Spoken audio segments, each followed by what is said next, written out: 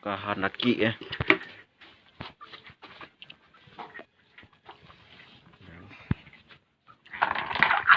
Pak yang di lembut. Pak yang di lembut belakang. Nyo dia pakai dia di Dalam je. ha? Dalam je lah tu. Dalam diri. Baik kata ambil kau. Ni liga baik ni.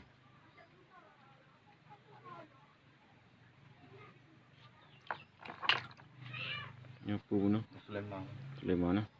Nampak dia.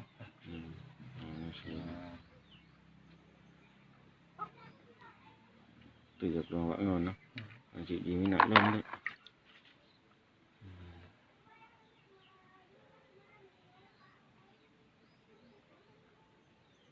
Ni bahan batu akik yang belum diasah.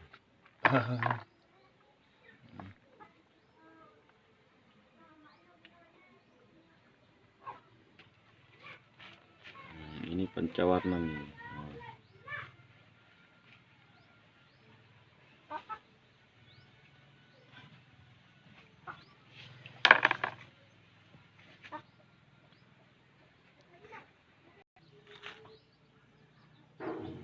Ni apa pancawarna?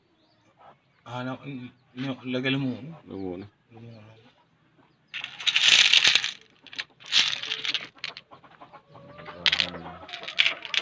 Bongkahan batu akik.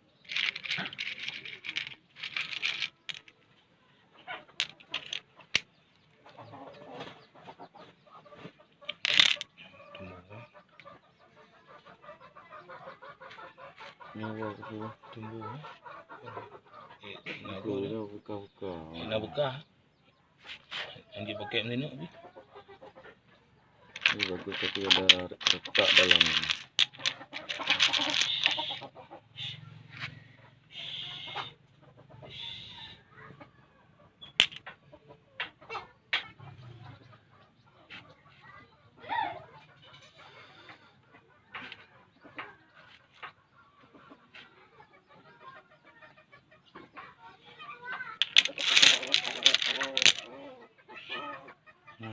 Water yang pendek.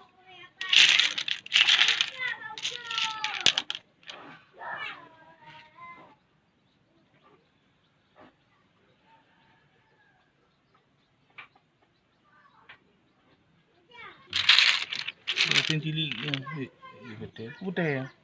Okey.